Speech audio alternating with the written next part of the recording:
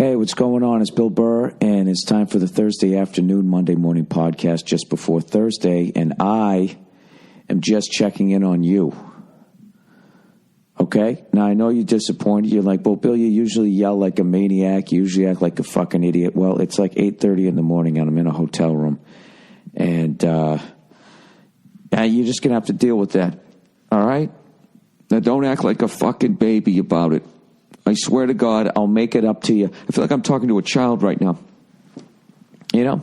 And you guys didn't even say anything. You're probably, I'm all right with that every once in a while, Bill, if you don't check in on me.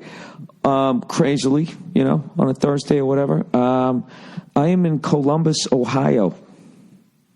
And all I can tell you about Columbus, Ohio is when you want something to eat, when you go out of your fucking hotel room, don't go right. Go left. At least wherever the fuck I'm staying. I went to the right and got one of the shittiest fucking lunches I've ever had. I ordered it was this little fucking bistro too. I'm sick of places calling themselves a bistro as if like, ooh, this is sort of a taste of Paris here. This is going to be like you're in Paris, but you're in Columbus, Ohio. It was some fucking bistro type thing, right? I order some fucking, one of them tomato mozzarella fucking salads. So the dude goes to me, he goes, hey, you want the balsamic vinaigrette on the side? And I said, I'd love that. Because I fucking hate balsamic vinaigrette on a tomato mozzarella fucking salad. I don't even know why it's in there. You just put some fucking olive oil on it, a little salt, right? On it, a little pepper maybe. That's it. Simple, clean, classic Italian cuisine. Couple, 2, 3 ingredients and it tastes like heaven, right? Greatest fucking cooks on earth. What do these cunts do? They put the balsamic vinaigrette on the side. They put the tomato in the fucking mozzarella. They put it on this iceberg lettuce, which I can forgive you, whatever. God knows I need to eat a fucking salad out here, right? Being on the road for 2 weeks. And then for whatever fucking reason, they took this creamy fucking dressing and just poured it all over the cheese and the tomatoes. Why would you put fucking creamy dressing over creamy cheese? Why would you do that? You're supposed to add ingredients that complement the other thing, not fucking reinforce it.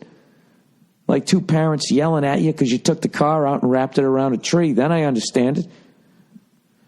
These aren't two parents, all right? This is some tomato and some fucking mozzarella. Completely fucked that up. And I also ordered a cup of chili. Right? Because I'm an old white guy, and that's what we do. When we start approaching the age of 50, we start eating soup.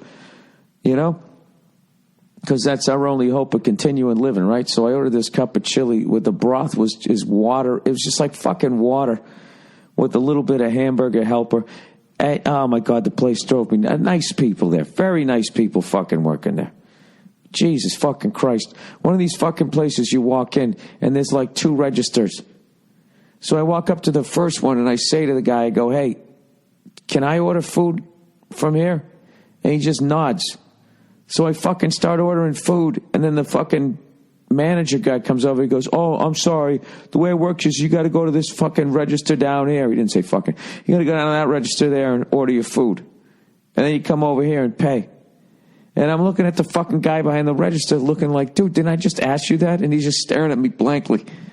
I'm like, all right. So I fucking go down there. Meet the person making the food. Fucking sweetheart of a guy. Hey, how's it doing? How you doing? Blah, blah, blah. I order the shit. Now I go to walk back down to fucking pay at the edge register, and some cunt just walks off the street and walks up to that register and orders a cup of coffee. Right? And they're servicing the guy. So now I'm behind him. It's like, how the fuck does this work?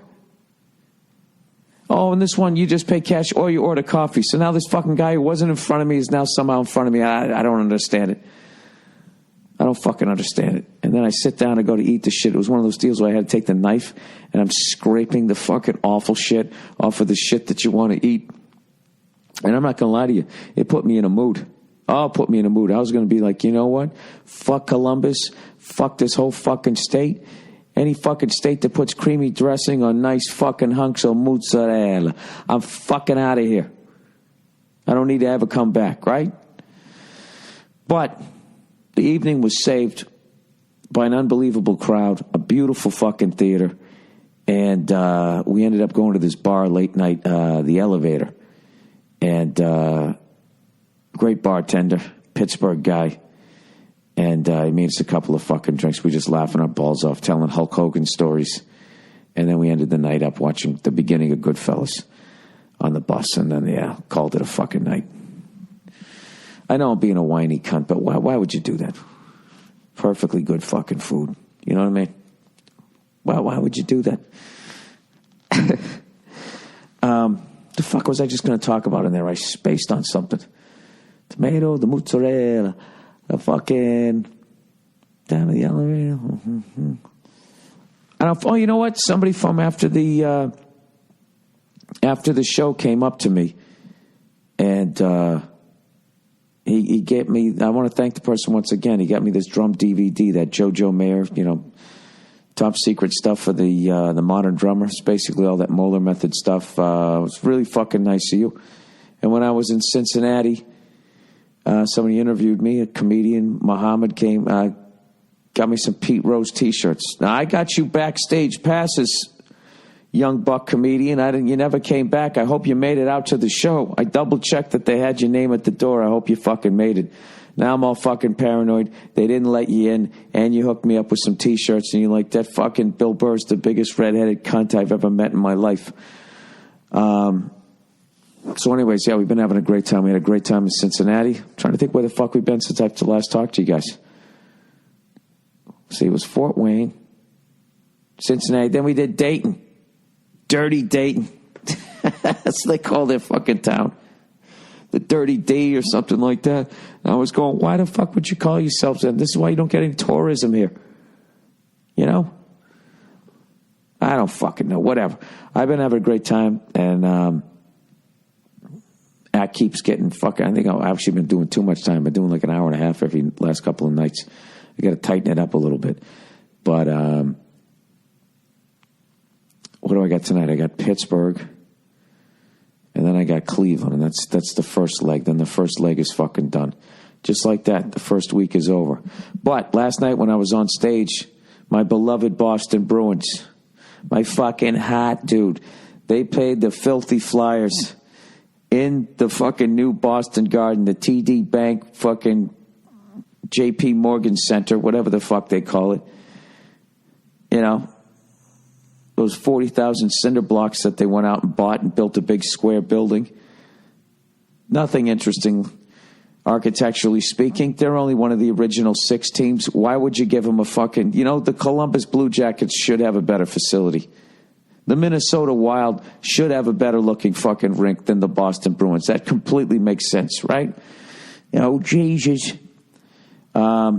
I'm going to rewatch... after this tour, I'm actually going to watch the game. I did watch the highlights, and as much as a fucking brutal heartbreaker it was that they lost in overtime, we did get a point. And as far as I was watching with the highlights, we look like a fucking decent team. And I was really nervous about that, so I'm happy with it. These guys are still fucking gelling. That game, I can tell you right now, was a game we would have lost a week ago. You know what I mean? Or maybe a week and a half ago when guys were still getting to know each other or whatever. The fact that we only just blew it in overtime, I feel, is a step forward, right? I was actually on the bus, and I go, what's the score? Because the fucking satellite thing wasn't working. And Verzi looked it up, said it was, 4-2. And I was so fucking excited, but I also knew there was like 13 minutes left, and I was like, oh, Jesus. 4-2. We've been up 3 games to none against these guys and couldn't fucking close it out. Goddamn filthy Flyers came in. Congratulations to them, They were supposed to suck this year, weren't they? Bruins and maybe we were just 2 shitty teams passing in the night. I have no idea. I don't think we're shitty, though. Speaking of not shitty, how about those fucking Canadians? 7-0. Do you know what actually bothers me as a Bruins fan, knowing how happy Canadian fans are? I don't hate the Canadians. I've realized that over the years. It was never about the Canadians. It was about the silly sock-wearing Frenchies up there enjoying yet another Stanley Cup victory. And I got to tell you, I have completely enjoyed the 20-something year drought of your Stanley Cups. And even I, as a fucking Canadian hater, got to say, this is easily the most scared I've been in fucking over 20 years that you guys were going to fucking end the drought. God knows we're not going to be the ones to stop you. So I'm rooting for the fucking West to be a monster of a fucking somebody out there, you know, to be another. The Blackhawks got to do it again. Who knows? Speaking of which, my condolences to the Chicago Cubs fans and congratulations to the Mets. And, you know, I had half an eye on that fucking series. I've been traveling around, and Jesus Christ, I don't think there's ever been an easier MVP trophy to be given out than to give it to fucking Daniel Murphy. Jesus Christ. I didn't even realize. I knew he hit some fucking home runs. I didn't realize he hit 6 games in a fucking row. That's ridiculous. That's from a second baseman, man. Unfucking believable. So I really wish I had time to watch that series. I had no fucking idea. And I'm glad I didn't see the close. I guess it was in the new Shea Stadium. You know, because I'll tell you, them panning around the crowd when the Cubs were going down 3-0 or whatever the fuck it was. That reminded me a long time ago, you know, when the Red Sox were going through their shit. So that sucks for them. But they're a young team. They could get better next year. Poo-hoo. But, you know, really quickly, by the way, you know, what really fucking annoyed me was the amount of Cubs fans that fucking filed out of that stadium. Jesus fucking Christ. Half the fucking stadium left. And I've always maintained that for every fucking team, half the people there are actually true fans. The rest of them just show up. You know, like all those fucking cunty Met fans that have caught Met fever. You know, where were you a couple of years ago when they sucked for fucking 10 years? Where were you? You know what? You were at home with your girlfriend, sitting there watching fucking Survivor or something like that. Like, dude, I'm not watching the Mets. I can't. I'm the biggest Mets fan. I can't. Fuck you. Where the fuck were you, right? I can say that about the Boston teams, too. All these fucking Patriot fans. Where the fuck were you when we used to play in that high school football stadium? With those aluminum benches, and you stood up and you fucking lost your seat. Where were you? Where were you? You were at home having some fucking chowder. So anyways, you know what my dumbass is going to do? You know, like I couldn't be watching any more fucking sports as my life is whizzing by. I think I'm going to get the NBA package this year. I don't know why. I just think the Celtics are going to be fun to watch this year. And I've never been a big basketball fan. You know, I can't get into it. It's like they score every fucking 3 seconds. Anytime anybody looks at anybody, it's a fucking foul. You know, it's kind of like soccer, except you can use your hands. Except there's also a ton of scoring. Obviously it's not that bad. I don't know, I think I like college hoops better, but whatever.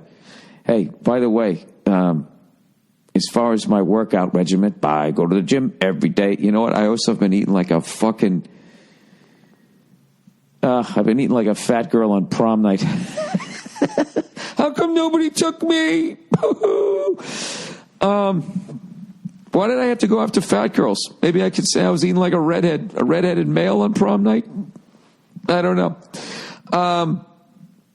Oh my God, I've been eating like a fucking animal. I've also been working out like an animal. So I've gone up one notch on the old belt there. But that's kind of been my game plan, because every night I say I'm not going to drink and I'm not going to act like a fucking idiot. But I'm hanging out with my 3 best friends in the fucking world on this tour. You know, what are we going to do? And it's always every night right before the show, we always say the same thing. Dude, we're going to go easy tonight. You know, we're going to go easy. And, you know, fucking, you know, we got Pittsburgh tomorrow night. It's Columbus. You know, it's going to be a quiet town after the show. Let's just fucking go home. All right. And everybody goes, yeah, good idea. Right. Then what happens? You know, somebody just gives somebody a look, you know. Last night it was Verzi. Verzi gave me a look, just going like, so what are you thinking? You know, he was done with the set. I hadn't gone on yet. You know, what are you thinking? Maybe we going back to the hotel and just calling it a night? And then I just start laughing, and he starts laughing. And the next thing you know, we stay out till fucking 3 a.m. Like assholes. Fucking assholes. Who likes working out? Honestly. I'm sure you like it in your 20s, but at my age, it's not a fun thing to do. And I go and I work out. I do all this fucking sweating and fucking my old goddamn knees and all this shit. And then what do? I give it away. You know? Come back here and eat a sleeve of fucking Oreo cookies. I'm thinking in the back of my head, like, what am I doing? Literally 2 of these fucking cookies, that's probably 40 minutes. How many calories are in a fucking Oreo cookie? Oh, my God, dude. Yesterday when I bought the Oreo cookies, right? I'm already hating myself, already fat-shaming myself. It's like the middle of the day, too. I bought them in broad daylight where I felt like everybody was looking at me. Going, look at him eating his cookies, right? And I go walking by, and there was this Asian dude, right? I don't know where he was from, but he was definitely an immigrant because he had the hardcore fucking accent, right? Just one of these fucking guys made you smile. He had great fucking energy. And he just went like, oh, hello, how are you? You know, he's fucking cleaning up, vacuuming or some shit, right? Classic immigrant job. And I say, hey, how you doing, man? How's it going? He goes, oh, I'm doing good. And then he just goes, sees the cookies. He just goes, I hope I'm going to be able to do it. I smoked a cigar last night. He looks at the cookies and he just goes, Oreos.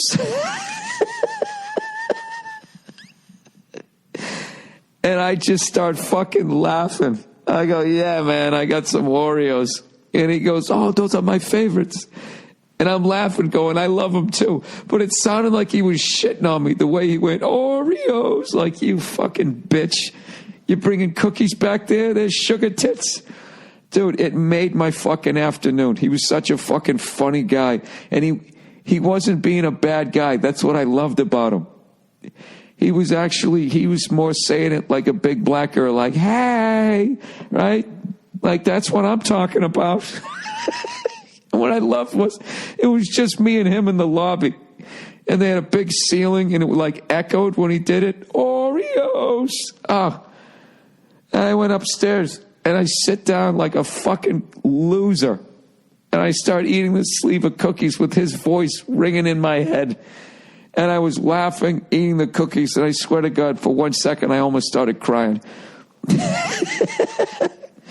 There's no way, if you're any sort of a human being, to sit in a hotel room by yourself and eat a sleeve of Oreo cookies and not just feel a wave of depression wash over you. It's one of the saddest things you can ever do.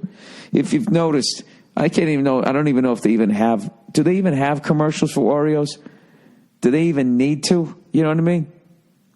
It's like the Jordan of fucking cookies, as far as, other than the ones your mom makes or some, some lonely cunt like me who makes, homemade are going to be better. But it's just as far as like store-bought cookies, okay? Let's start a battle here, right? Let's start a debate. Come on. Are you guys honestly going to sit there and tell me you can fuck with Oreo cookies? It's the perfect fucking cookie. And you know what kills me is when you bite off one side and then you bite off another side, another one, you stick them together to make your own double stuff one. Why does that one taste so much better than the actual double stuff one that's doing the work for you? You know what I mean? When you buy the double stuff ones, it's just like there's too much of the cream in it, and they're just too sugary and you can't fucking eat them. But when you do the other ones, I don't know who the fuck is in charge of that over there at Oreo. Just dial back the frosting. You went a little too fucking hard. And it's not ringing goddamn true. Without a doubt, my favorite fucking cookie. And, what is it? Doritos says you can't just have one. Fuck Doritos. By the way, everybody, you know what Doritos are? I'm 47 years old. Anybody under the age of like 40, Doritos are the shit. Original Doritos, you cannot fuck with them. They're considered the greatest chip of all time. I grew up on Fritos, Ruffles. Like, Pringles are still new to me. Like, when those things first came out and they stacked them up in that can, like, we were just like, dude, that was like when, for my generation, that was like when PlayStation first came out. To have potato chips that you could actually stack up. To have like fucking 300 potato chips that were actually on the same page. You know what I mean? As opposed to the usual one. You open up a bag, they're all going in a different direction. You know, like some fucking team where the coach lost the locker room, right? Pringles are the fucking New England Patriots. They got a system, and everybody does their fucking job, and they get it done, right? And they're so goddamn good about it. The crying Colts got to fucking talk about air pressure. By the way, I watched this fucking thing yesterday, one of those 30 for 30s on old Pistol Pete Carroll at the when he coached for USC. Dude, I can't fucking believe I missed that whole era. I don't think I watched one fucking game. I was so busy traveling to all of these places I'm going to right now, which, by the way, is bringing back a ton of memories. I remember I went to an Ohio State game against, like, I can't remember who the fuck they played. They began with a B. Believe me, it wasn't Boise State. It was just some fucking shithead team. Division III, way back in the day, those classic cupcake games. I went to it by myself. I fucking came here, and I went into their old basketball arena where the band plays before the game, and I went into the horseshoe, which isn't a horseshoe anymore. Nobody really has a horseshoe unless your fucking program stinks. They got to build, you know, they got to keep adding on to the stadium because people keep fucking, right? And there's too many goddamn people, and there's traffic 24/7. We got to have enough extra seats to put these animals, right? And I went to the game by myself. I have a lot of memories of that. I'm going to go to Milwaukee. I've been to County Stadium and to Miller Park. I've been to both of those by myself. I still remember in Miller Park when somebody took my picture. I had them take my picture on one of those little fucking disposable cameras, and they did the thing where they took it from my neck up, and like the top of the picture is like the entire fucking stadium and the roof of it. It's one of the worst pictures of all time. I actually just laughed. I got a stack of those somewhere. Like those little fucking 5x8 printouts that you'd get when you took it to the drugstore to get them developed, of me standing in front of about 40 different stadiums that no longer exist. Let me see if I can go through some of them. Let's see. Okay, I've been to Olympia Stadium or whatever the fuck that was for an Expos game. That still exists, but the Expos don't. Miller Park, the Kingdome, the Astrodome, Mile High Stadium, Sullivan Stadium, the Boston Garden. Jesus Christ. I even took a tour of fucking Maple Leaf Garden by myself. Went on this fucking tour. It's one of the cool tours I took. I am too fucking old to remember all these fucking places. Candlestick. The fuck else did I go? McNichols Arena. It's where the Nuggets played. I went there by myself doing a college gig. Watching the fucking Denver Nuggets. And they were terrible. That was one of those deals and they were barely in the fucking league. I saw an Avalanche game there too. Before they built the Pepsi Center. The old Dallas Cowboys Stadium. One of these days, I got to make a list of all the fucking stadiums I've been to that no longer fucking exist. And not only did I go there, I went there by myself. But anyways, let's plow ahead here. So, yeah, dude, so I've just been working out and eating like a fucking moron. And tonight, I'm going to Pittsburgh, and I got a ton of friends there. Randy Bauman, Bill Crawford from WDVE. You know, Randy, I always say he built me up in that market. He's the reason why I sell tickets there. So we always hang up, and then we always end up at that fucking the evil yet delicious whatever I always forget the name of it. The fucking sandwich where they put the French fries on it. All these fucking Pittsburgh guys are screaming about it. Oh, Paramis. I always forget the name of it. The fucking sandwich there where they put all this shit on it because, you know, I forget why. It had to do with fucking people building bridges. And they just needed to stick everything that they were going to eat for lunch in between bread. And they shoved it down their fucking throats and then they just ate it. We're going to end up there. And, of course, we're going to have some fucking drinks. And then we're going to end up in Cleveland the next night. And when we go to fucking Cleveland, by the way, the after party, I never have after parties, so you know this is going to be a special night. The after party is going to be at Hilarity's Comedy Club downstairs at the Martini Bar. So if you want to come down there, me, Bartnick, Verzi, and Lawhead are all going to be there. Stop by, come up, say hello. You know, just buy a couple of drinks in there because Nick Costas is another guy that fucking, you know, that guy used to headline me when I would fill up like a third of his club, and he built me up in that market. So, you know, I'm coming through town, and I always stop in and make sure I pay my respects to one of the legends in stand-up comedy. So please come down there, you know, stop by, say hello to us, and buy a couple of drinks, and yeah, whatever. So I think after that, then we're in Indianapolis. That's another fun town to drink in. You know, at some point, I just have to admit that I like to drink, right? But I'm just going to keep working out. I'm trying to I'm losing the battle. You know what I mean? Like, I've put on, like, you know, a couple, 2, 3 here, but, you know, I'm still going to the gym. So rather than putting on fucking 7, putting on 2, 3 pounds isn't bad. You put on 7, that's when you just start to give up on yourself.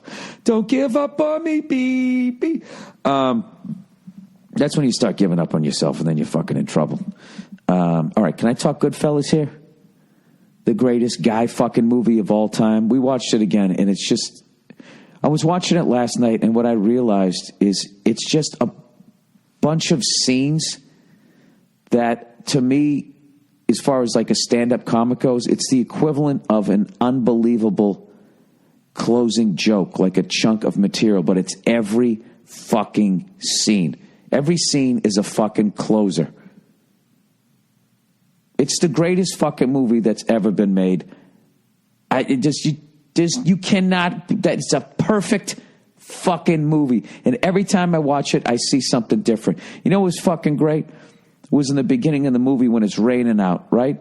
And a young Henry Hill is holding the umbrella, and that guy who gets mad at him for wasting 8 aprons, he's got the cigar in his mouth. The run that he does, the way he runs over to Paulie's house, and then he runs back over the phone, his run, and the unlit cigar in his mouth, it's just so fucking perfect. It kills me. It's a fucking masterpiece. So, we watched it so many times. I'm trying to, you know, I got a couple of questions because everything in there means something.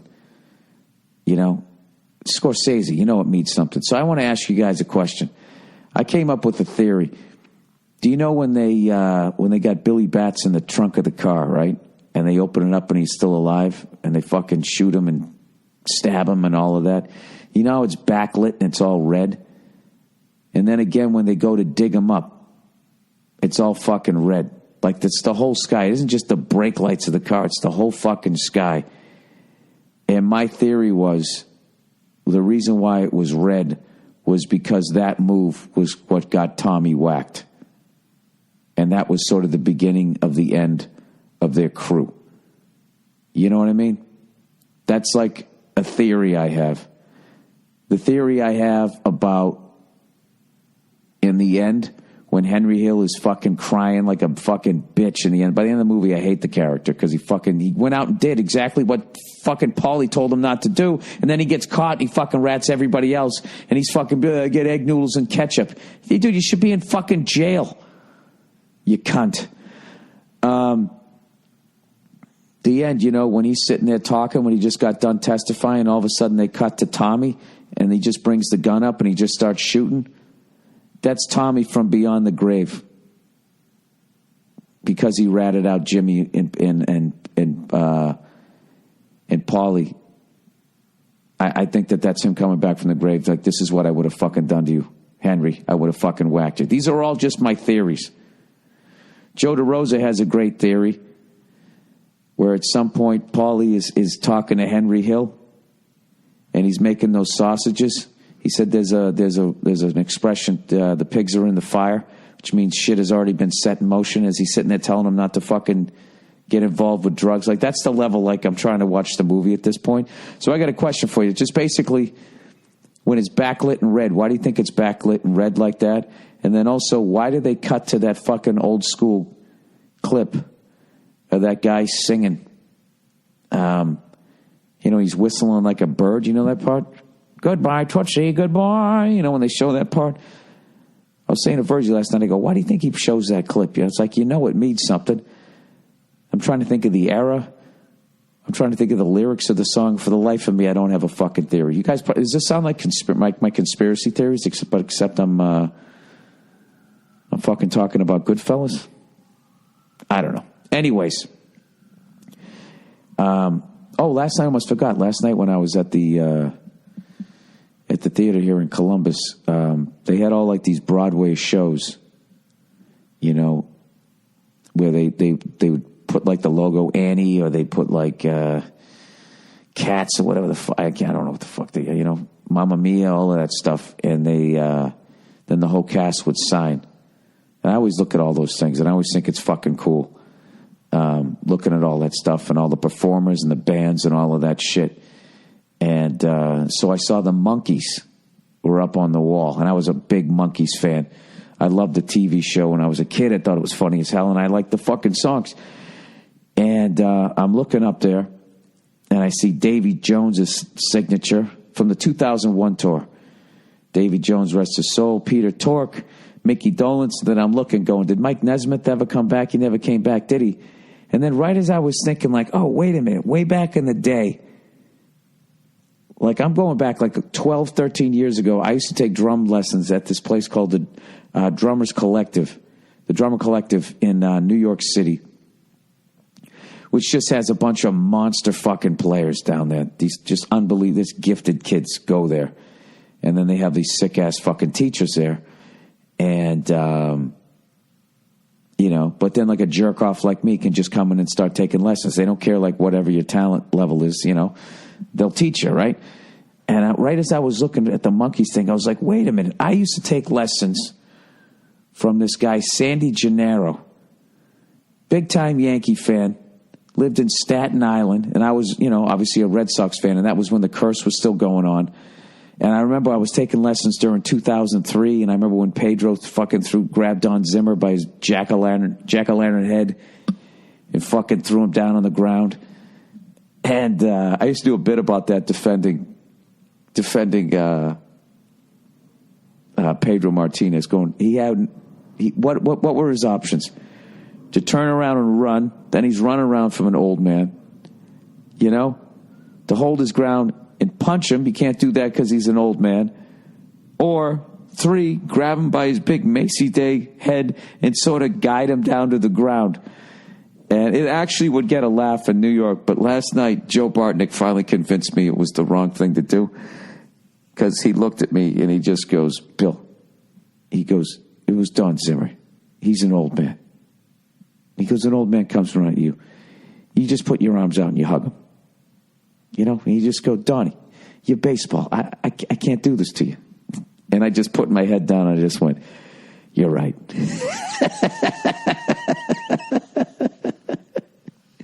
And then Verzi told the story that I guess, I don't know, at some point, I think after he retired or whatever, there's a baseball story out there that Pedro sat down and had lunch with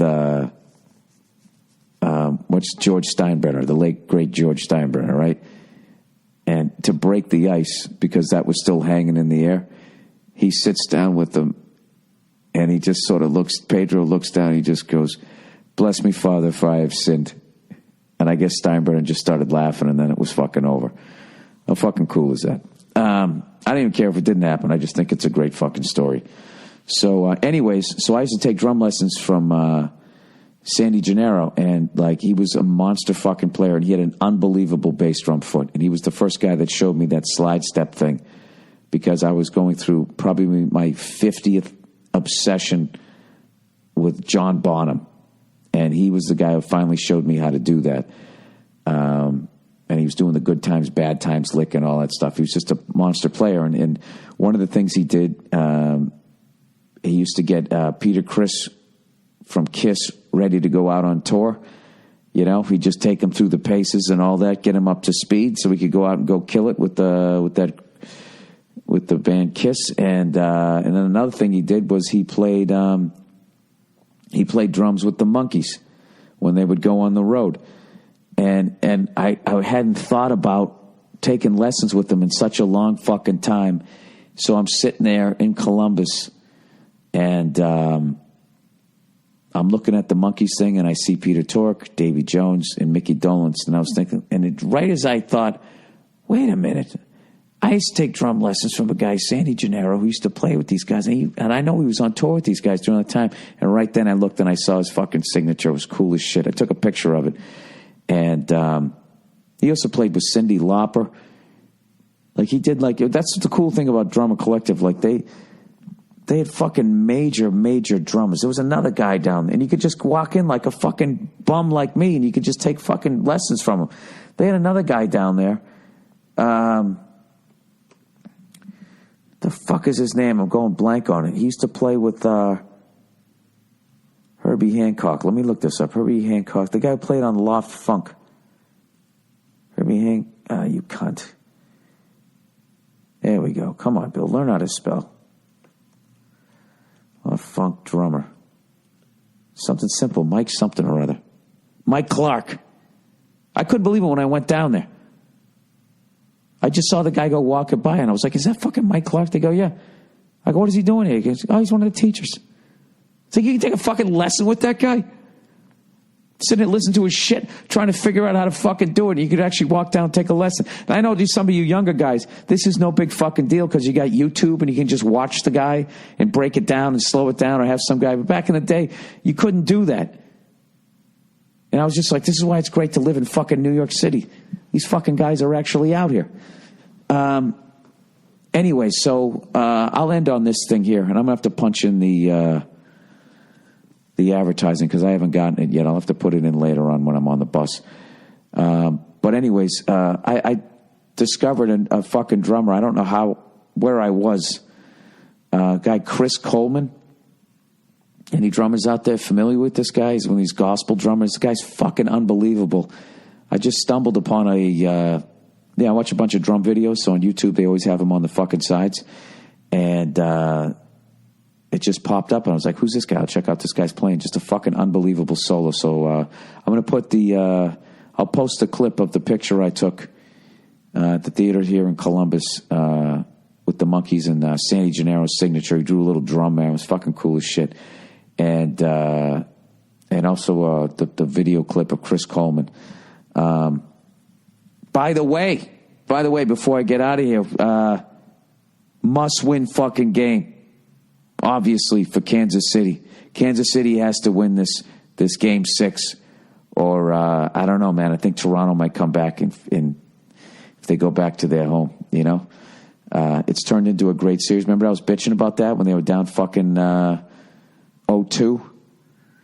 Telling them, you know, I want to see a 7-game fucking series. And look at that. Here they come. They come storming back. You got to give it up to Toronto. Even if they don't fucking win this next one, man, that team's got major fucking heart. I can't believe I'm missing all these fucking games. I mean, obviously I'm out here having a great fucking time, but this is the time of year I like to be home to actually fucking watch a bunch of baseball. So, I don't know. I don't fucking know. Whatever. I got to get running here. You know what I got to do? I got to go fucking work off at least maybe 3 of these goddamn cookies. Do you know how many fucking cookies there were in here? Let me see how many servings they say this is. You know, because they always, let's see here. Amount of servings. Calories, 160. Calories from fat, 60. Serving is 3 cookies. Serving per container is about 4.5. So I had enough Oreo cookies for 4.5 fucking people. You fucking freckled cunt.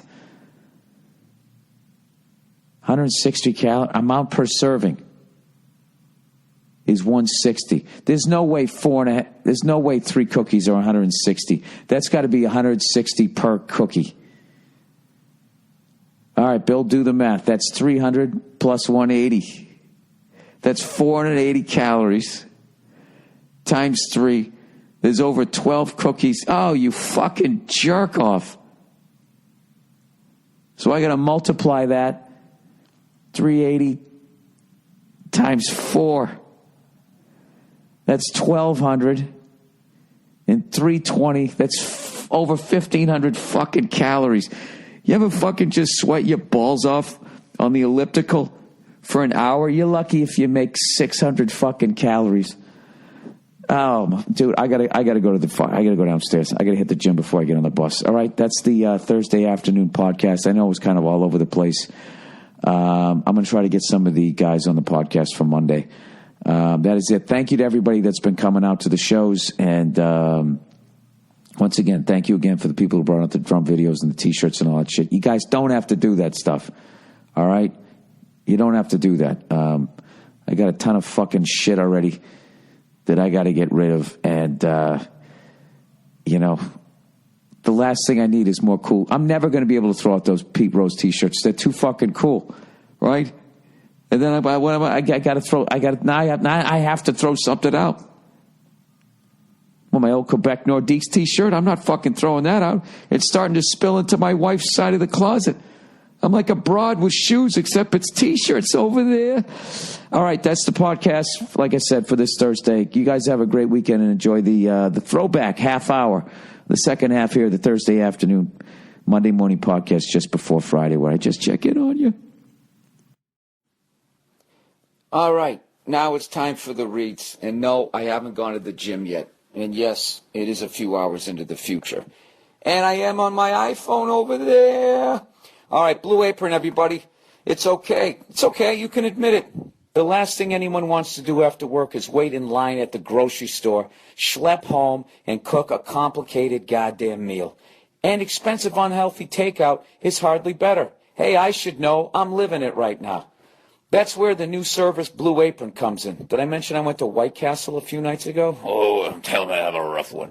Blue Apron delivers farm-fresh ingredients and step-by-step recipes to your home, allowing you to create healthy, handcrafted meals at home without going to the grocery store. For less than $10 per meal, Blue Apron sends you fresh ingredients perfectly proportioned, making cooking healthy meals really easy and fun. No trips to the grocery store, no waste from unused ingredients. Plus, you learn how to cook with specialty ingredients, Jesus Christ, that are normally hard to find. Blue Apron is perfect for date night, cooking with friends, and they even offer family plans with kid-friendly ingredients so the whole family can eat well and have fun preparing meals together. Oh boy, let's make a sandwich. Each balanced meal is 500 to 700 calories per serving and so tasty that you'd never know it. Cooking takes half an hour, shipping is flexible and free, and the menus are always new. They won't send the same meal twice. I love how they add that it's so tasty you'd never know, because you know a bunch of fat fucks who are like, 500, 700 calories doesn't taste good, unless it's 3 Oreos. Maybe that was me thinking that. Anyways, they work around your schedule and dietary preferences, and Blue Apron experts source only the best seasonal ingredients for incredible meals like Parmesan-crusted chicken with roasted heirloom potatoes. Jesus Christ, that sounds delicious. And tomato arugula salad and tandoori spiced chicken with green lentils, eggplant, and cucumber mint yogurt. You'll cook incredible meals and be blown away by the quality and freshness. Blue Apron. It's a better way to cook. Check out this week's menu and get your first 2 meals for free by going to blueapron.com/Burr. My treat, really, the first 2 meals are on me. Well, it's really on them, but they're being nice about it, saying that it's on me. When you go to blueapron.com/Burr. All right. Oh, Jesus, I got to sing with my cigar voice here. Boop, boop, boop, me undies, me undies. No more sweaty taint. Boo-doo-doo-doo. Me undies, your balls are dry. Don't say they ain't. When you got that nice fucking material up against your nuts, your fucking life will never get in the ruts. Oh, get some MeUndies. They got them for the ladies. They keep their clams dry, too. Unless you fuck them, they're really a nice pair of undies. Oh, yeah. Why don't you go get some? Yeah. MeUndies. We all know how sexy confidence can be. And that confidence comes from being comfortable. But how can you feel great if your underwear is wrinkling and rotting up? MeUndies gets it. And that's why they've created the world's most comfortable underwear for a daily dose of confidence. When you look good, you feel great. It's a cliche. You know why? Because it's true. MeUndies understands this, and that's why they've designed underwear that makes you look and feel fantastic. Please include the fun. I'm going to do it. MeUndies is made from modal, a fabric that's twice as soft as cotton. That's twice as soft as whatever underwear you're wearing right now. MeUndies has tons of colors and styles, and they only place to get matching pairs for men and women. That's kind of weird. Talk about stuck in a fucking relationship. Your underwear's got to match your panties. Oh, Jesus. They even release a new design every month. I wear whatever free ones they give me, and they feel great. My balls have never been happier. Plus, we all know that paying for shipping sucks, man. So MeUndies has removed that from the equation. All orders in the U.S. and Canada ship for free. MeUndies even has a money-back guarantee. If you don't love your first pair, you can get it. You can keep it for free. You literally have nothing to lose. To sweeten the deal, MeUndies is offering you 20% off your first order at MeUndies.com/Burr. I thought they were going to sprinkle a little salt in the crotch area. You know, to sweeten the deal, have a little sugar. I go against your ball bag. This is a special offer for just my listeners. Make sure you go to MeUndies.com/Burr to get 20% off your first order so that they know that we sent you. All right, that's it. Now go listen to the old school stuff if you want to. If not, I appreciate you listening anyway. About here. Oh, by the way, I want to thank the 43,000 people who sent me that story about how the world's largest sperm bank has been turning away the jizz of redheads. Okay? World's biggest sperm bank tells redheads, we don't need your semen.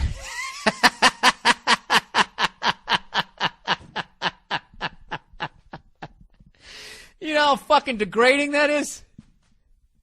You're showing up to jerk off into a Dixie cup and they turn you away like, nah, that's all right. That's like telling a stripper to put her clothes back on. It's fucking horrific. You know, but for some reason, like, people think that affects my life. It doesn't. All right? They turn away a lot of fucking people. Okay? If you got different shit in your family, they turn you away. And not to mention, I got to tell you, as a guy, that story has no effect on you, okay, as far as your jizz.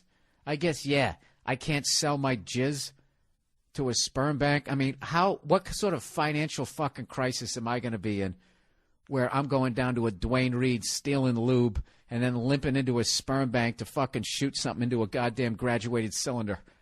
You know? Really? I can't fucking do that? You think I give a fuck? Let me tell you something. This is what I've learned. This is what I learned in life, okay? If you're making money, the ladies want your fucking jizz. I don't give a fuck what you look like. You could be a one-eyed, bald midget troll. They want it in them. All right? Trust me. So any redhead who took that in a bad fucking way, just go out and make something of yourself. I'm telling you. You'll get a fucking 10, and you'll dump a fucking nice, unwanted spooge right in her. That was disgusting, yet pro-redhead. How do you like that, everybody? Pro-fucking-redhead. I just love how many people sent me that story. Like, I swear to God, I said 40,000, but it had to at least be 100. And that's one of the things that I love about the Internet, and I hate it at the same time. Because the Internet, I swear to God, allows adults to act the same way you acted when you were in, like, kindergarten or first grade on the playground, where you were just completely uninhibited and you were mean. Remember that shit? You just walk up to somebody and be like, I don't like your face, right? You could just be that. And then when you get older, you still think that. You're sitting there in the boardroom going, look at this guy with his fucking face, his stupid fucking tie, right? You think childish shit, but because you're older and mature, you don't say it. You know? Because, you know, you got debt and you don't want to get fired. Oh, he's doing a great job. And they told the boss you didn't like his face. That'd be hilarious. Why did you get fired from your last job? You know, and you have to tell him some childish shit like that. Well, the great thing is about the Internet is it allows you to tap back into that part of you. You know? And then debunk the fucking myth that when you become an adult, you still don't think those thoughts that you did when you were in first grade because you're older and mature. You still think them. You're just programmed not to fucking say them. So, I don't know. At first, I was like, what the fuck? And then by the time the 11th person sent it to me, and then actually this story broke like 2 weeks ago. And like 2 weeks in, as people are still sending me this story, that's what made me find the Internet fucking hilarious. The fact that somebody's going to listen to this podcast and then send it to me on Twitter after it, That's like that. That's literally that. I don't like your face, na shit. That's just, it's fucking childish and 99.9. It's just fucking hilarious. Can anybody explain? I think that's why, or maybe it's because guys are childish. Why I think guys are so funny is because we have the fucking maturity level. I don't give a fuck what we're doing in our lives, how much responsibility we have, how much money we're making, how good a husband or a father or anything like that we are. We're still immature as hell. Unless you're just a fucking boring douche anyways. The fuck do I know, huh? What do I know? The world doesn't want my sperm. Why would you listen to me?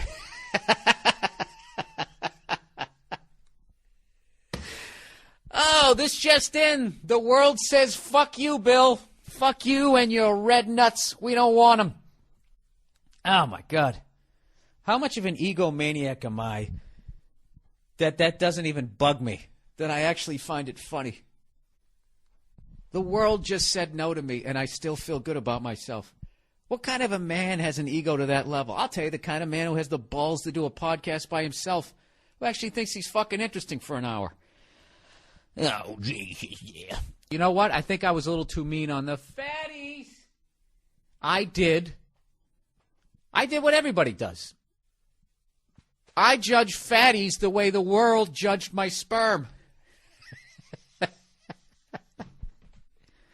You know, see, people, this is why. This is why my podcast is so mean. This is why I don't give a shit about other people's feelings. This is why I say, cry me a fucking river. I don't give a... The world just said no to my jizz. The fucking world. There's people out there, okay? They're shitting on the side of the road after they fucking, skip out of a bamboo hut. Okay? I come up with my jizz.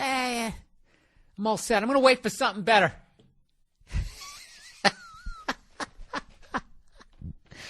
There's people in fucking Colombia, Venezuela. Who are those people that, what's-his-face, helped out? Escobar. They were living at the dump. They were living in a junkyard. He went out and built them a small city. Those people also said no to my jizz. This just in, the world says no. So I just don't have any fucking, I just don't have any sympathy. Yet I do. I understand people don't want to be fat fucks. The same way you understand that you'd like the world to welcome your jizz, as opposed to saying no to it. I hit a paper route. Yes, I did. I still rode a bicycle. Just let me paint a picture for you, okay? Big reddish orange afro, riding a beach rambler with white wall tires. This big Pee Wee Herman bike with white wall tires. Fucking insanely giant tires. Like if you went fast enough and slammed on the brakes, it sounded like a car. It went... People thought it was the shit. No, they didn't.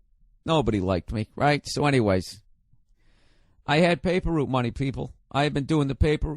I from third grade to freshman year in high school, I got up every fucking morning because there's no day off with papers. Have you noticed that? Even on Christmas, when you wake up, right, you walk by your children and that woman that you married, and you got your robe on, tied nice and tight so your fucking Hogan doesn't spill out. It's a holiday. Put your junk away, Dad. What the fuck, right? And you walk to the front door. There's the paper. Well, how you think it got there? Well, nowadays it's probably thrown there from a car, out a car window by a 40-year-old.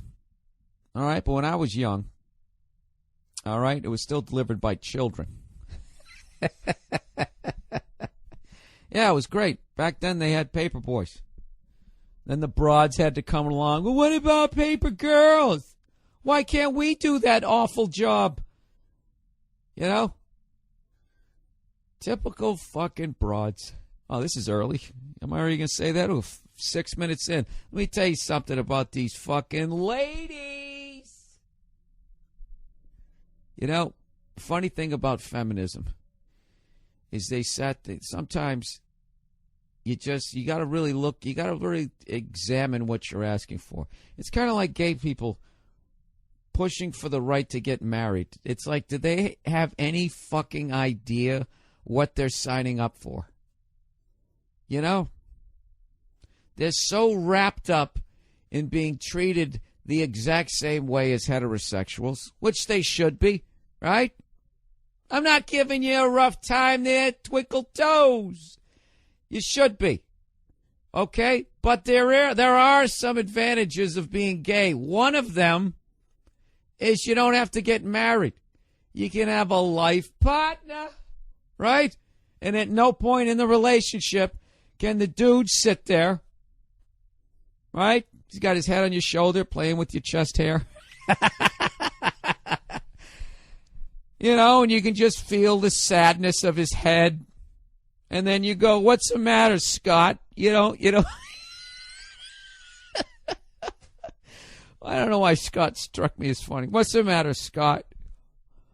You don't seem like your normal self. And he can be like, where is this relationship going? And then you're in that.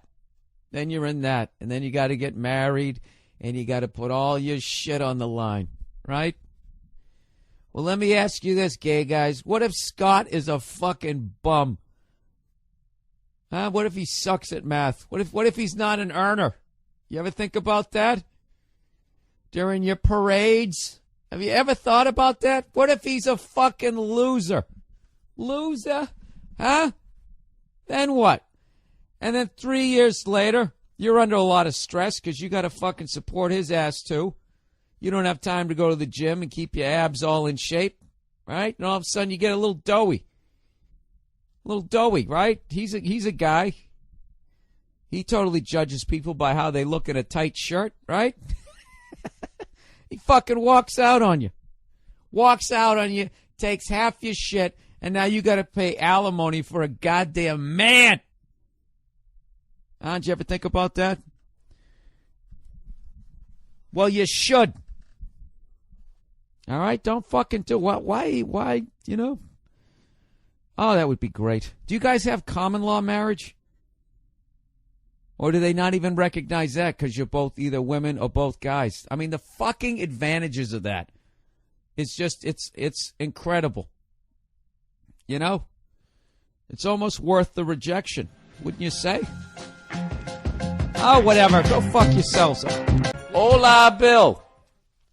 My younger brother and I have been having this debate about whether he took his girlfriend's virginity. Oh, I thought this was going to be about a guy who's still a virgin. All right, this might get ugly.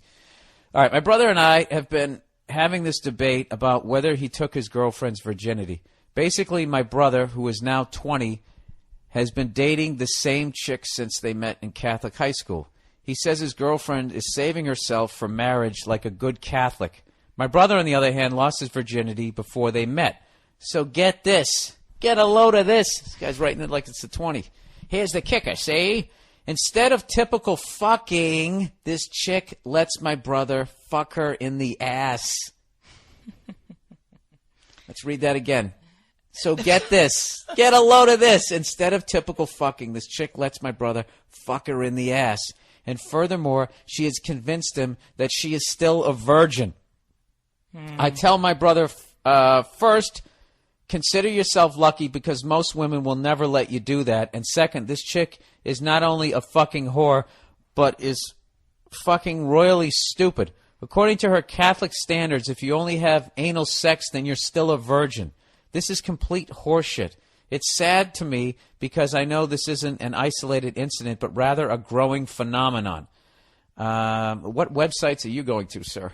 It appears that more and more so-called Catholic school goody two-shoe bitches have been brainwashed to think that they are holy in the eyes of the Lord by maintaining their virginity even though they spread their butt cheeks and show that, all right, yeah, Jesus yeah, Christ. We get it. Please, God. Bill, for the love of all that is holy, help me to convince not only my brother, but all these so-called children of God that even if you don't fuck a girl in their vagina, that a girl loses her virginity.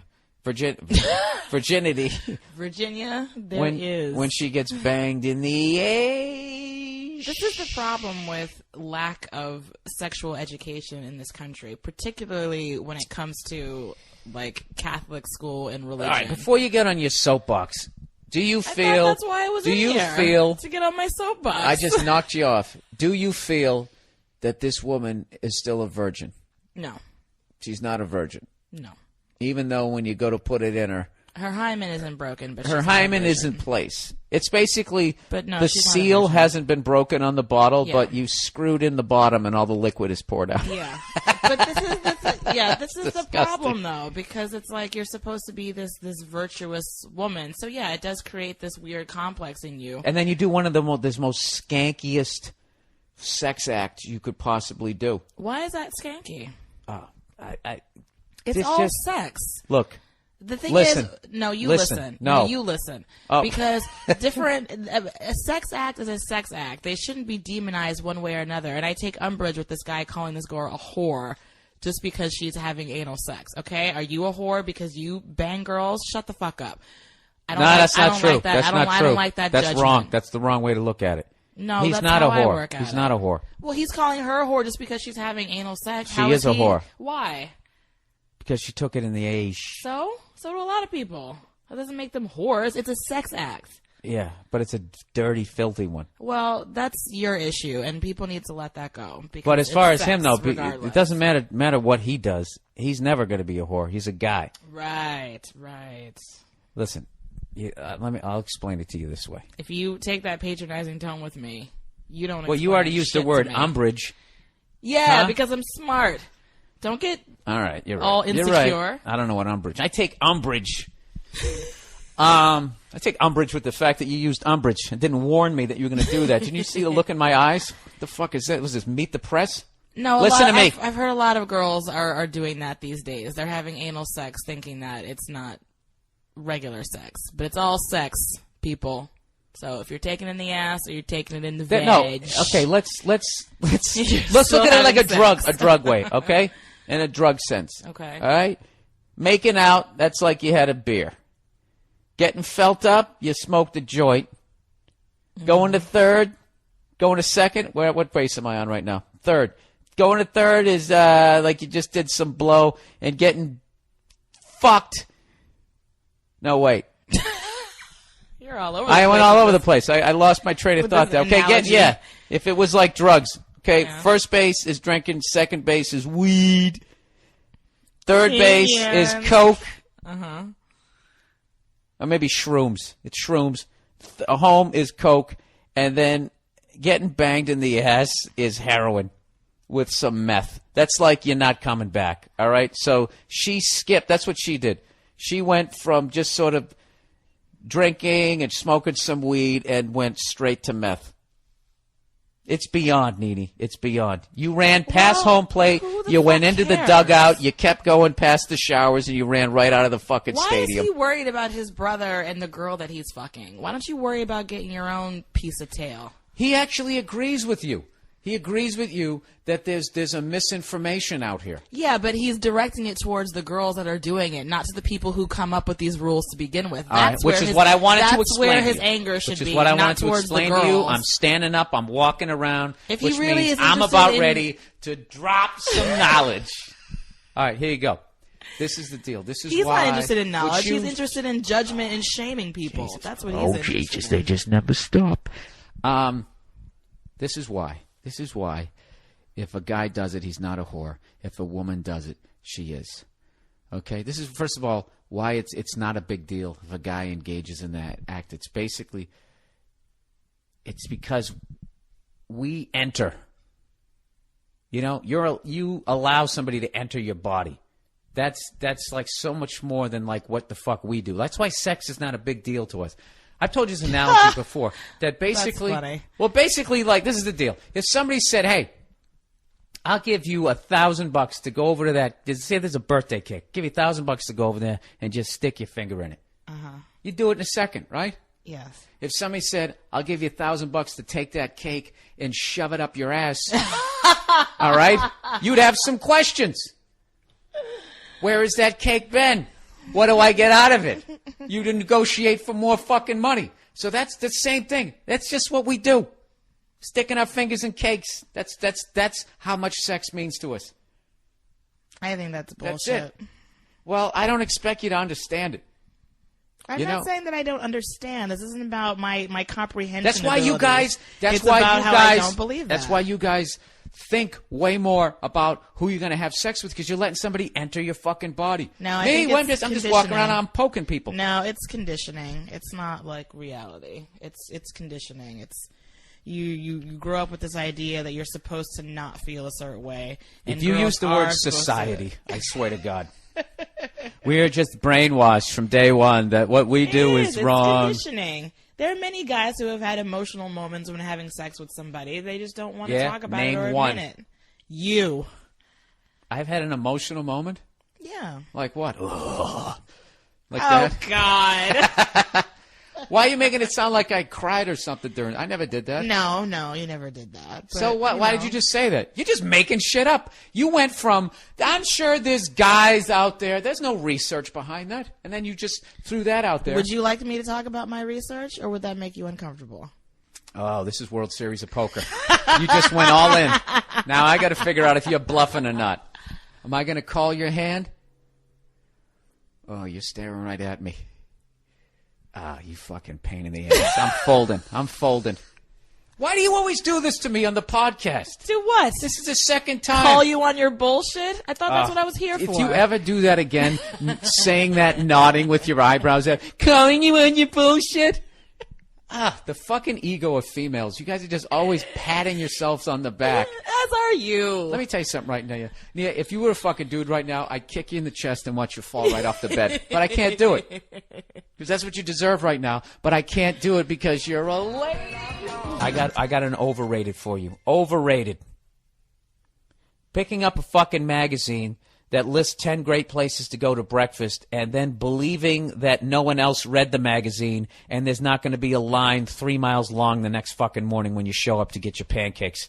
That's exactly what happened. We pull up and I see this fucking, looks like a goddamn bread line during the Depression. And I'm with Nia and her mom and I immediately just go, hey, you guys want to go somewhere else? And then somebody in the car goes, well, there's probably going to be a line everywhere, right? So we fucking stand in line for 40 minutes. Got to the point I'm crouching down like my back is killing, my lower back. Like I'm so old I can't stand for longer than like 20 minutes without my lower back killing me. So I'm standing there. 40 minutes in, I'm crouching down like, you ever see Asians when they have a conversation in China? How they just fucking, they can crouch down like that? Or people in India, you know, they crouch down like that. They've been doing it their whole lives. So their hamstrings are all stretched out. I was squatting down like that. My big head turning all red. I'm trying to stand in a little bit of the shade. And, I don't know. Finally, I was like, let's get the fuck out of here, right? So everybody agreed. We leave, and we end up going. I mean, we stood in line for breakfast so long, it was now time to get lunch. So we end up going down. We were on Santa Monica, and we go down into West Hollywood. And there's a place down there, Hamburger Harry's. They have great fucking, they got great burgers. And but it's also one of the gayest places you'll ever go to in your life. I didn't realize how gay it was. And I went there and the waiter was like really gay or whatever, but I didn't really think about it, right? So I drop off the ladies and I go over and I park the car. I get out of the car and I come walking in and I'm starving.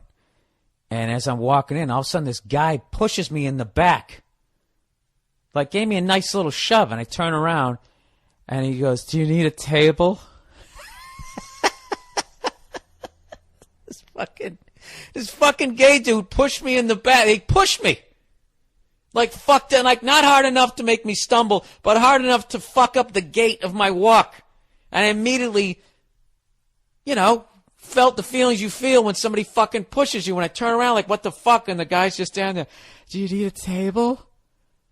And I went, no, I'm meeting them over there. And then he kind of had a weird look on his face, and he walked away. And I sit down, and he's like, hey, how's it going? I'm like, what do you mean, how's it going? I go, that fucking gay guy just pushed me.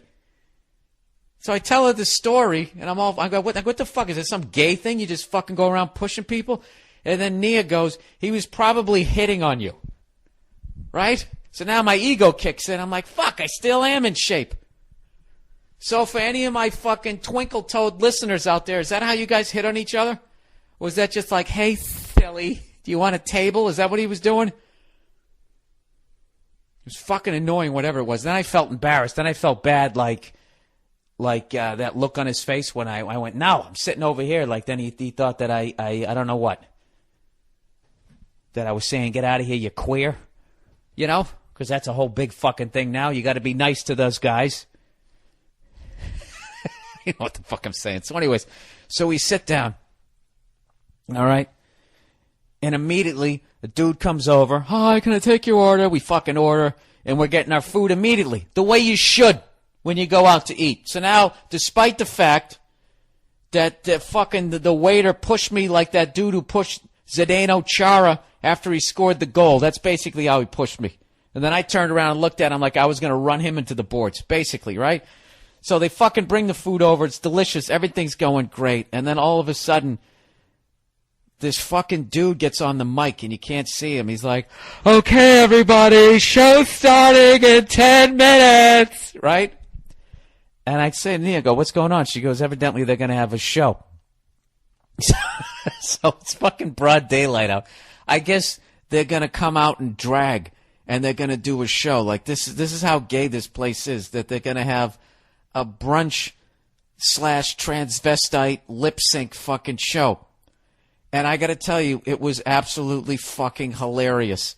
We was sitting there, and the guy on the mic, it's like 11:30 in the morning, and he said cunt on the mic. He goes, come on, bitches, drink up, we're having a show, don't be a bunch of something. He goes, sorry, I'm sorry. I'm just feeling a little cunty. I'm sitting there with Nia's mom. And this guy starts saying cunt like every other fucking word in broad daylight. And as a comedian, I had to respect the guy. All right? I've never said cunt on stage when the sun's out. I'm not going to lie to you. I barely say it on stage. I say it a ton of times here because it's ridiculous. But I really don't say it that much on a comedy club stage. And this dude / half a lady is saying cunt every other word at brunch. And so anyway, so they come down. Like 3 of them. The host sucked, right? He had this giant head with this huge fucking, I don't know what, blonde wig on. And he was like doing jokes that should have been funny but weren't. At some point, he said something about a bloody pussy. And we're sitting here eating brunch. And he makes a bloody pussy joke. So just as a comedian, this should have been hilarious. But timing was awful. He'd say the setup, and then he'd mumble the punchline. And he was annoying me. The next one came out, was all right. The dude looked like Nancy Grace, so that was cracking me up. And then the next one looked like a soccer mom. If she was in Battlestar Galactica, you know when they have those, they get that Woodstock Ellen DeGeneres haircut. Kind of had that, but spiked up. And that was hilarious. And then the last one freaked me out. There's always one that's going to freak you out because it's going to almost look like a fucking chick. So it had like ass implants, and it's like I'm trying to eat. And I got to get out of here. So I go up. I walk out of the restaurant because, it's one of those deals. It's like when in Rome. You went into their place, so you got to tolerate. Then it becomes there's that point where you're just like, all right, this is too fucking creepy. I got to get out of here. So I walk out. And I'm standing on the corner out in front of this place that turned into the gayest place I've ever been in. And I got to tell you, I walk down the street all the time in L.A. Nobody ever tells me that they saw me. Nobody's ever seen me, nothing. I come walking out of this place, right? And behind me is the transvestite that almost looks like a chick with ass implants and is dancing to Salt and Pepper, Push It. I swear to God. So I'm standing out in front of that place. And it's that part of the song that's going, push it. Dun-dun-dun-dun. And this guy pulls up from the Comedy Store, stopping at the red light. He's like, hey, Bill, how you doing? And I'm just like, hey, how's it going? Dun, dun, dun, dun, dun, in the fucking background. And my face literally turned red with embarrassment. But fortunately, the guy owned a restaurant across the way, so then he ended up coming over to me, how fucking funny is that? he comes over to me and he goes, to shoot the shit because I've been telling him I was going to go to his restaurant. And that just then, fortunately, Nia and her mom walked out. And I've never been so relieved to be like, this is my girlfriend and this is, this is her mom. I didn't know that there was going to be a fucking, it was like a mid-'80s, I don't know what, a mid-'80s sitcom, where there's a situation.